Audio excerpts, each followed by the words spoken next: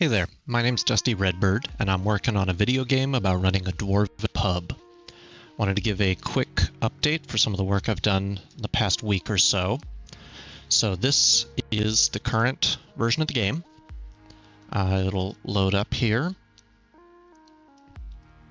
Start as a host. So it now puts these floors in here. The colors are just so I can tell which rooms are each. It's building the pub on a grid, so I can actually add pieces to the grid. I can delete pieces on the grid. So this will be a nice modular setup for later. And if people are interested, I can go into the code I use to set up the grid and spawn in these pieces and how they change, and made it so that they automatically fix their shape. The other thing it does is spawns these dwarves down here.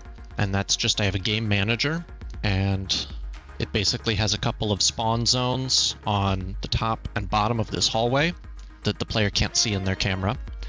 And it just uses a rate to check every second, how likely is it I spawn a dwarf. So I can adjust this over time. So if it's, dwarf rush hour, you'll see up here, suddenly it'll start to spawn a ton of them. And they walk back and forth. They basically are what in Unity is called a Navmesh agent. So a Navmesh agent is how it does navigation in a 3D world. And they walk on this navigation mesh that I have set up. So it's basically just a big plane that it maps out, and so they can set a target and go to that target. The biggest issue I had with this navigation system, besides just setting it up, is if it gets too complicated. So if I set up a pretty complex room in here with different sub-rooms and different doors they have to sneak through, so like that, and then another one in there. So now these are each separate rooms, which is why they changed colors. The Navmesh was just completely not working. The dwarves would just, if I set the target to come into here with my dwarf, they just sit back here in the hallway and just like shake and then basically do nothing.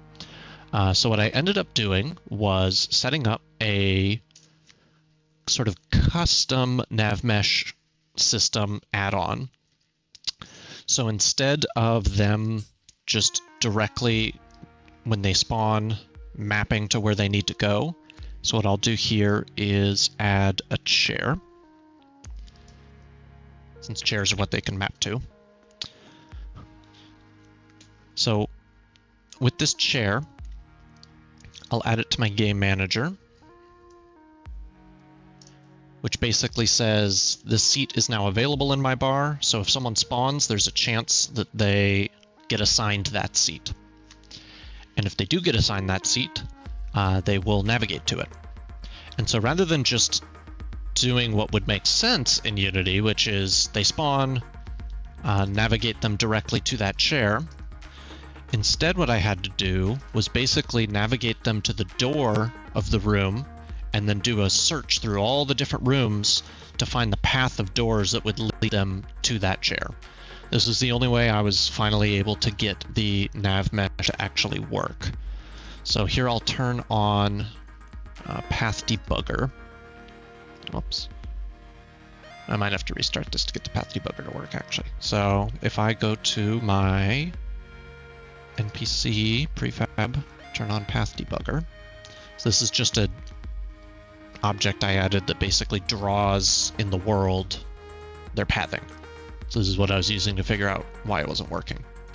So now if we look here, when a dwarf spawns, it makes this bright purple path, basically showing on the Navmesh what their plan is, where they're going to go. So if I add the seat, and then I add that seat to my list of available seats.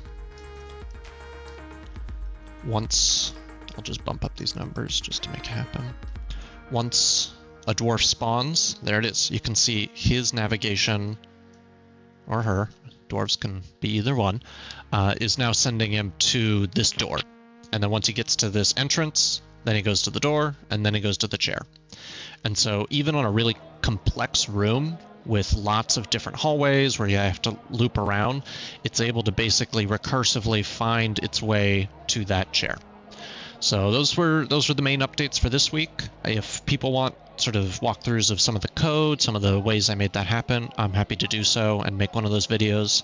I know those can just get a little bit dry, but thank you for tuning in. If you like the content, you like the game, please leave a comment, like and subscribe.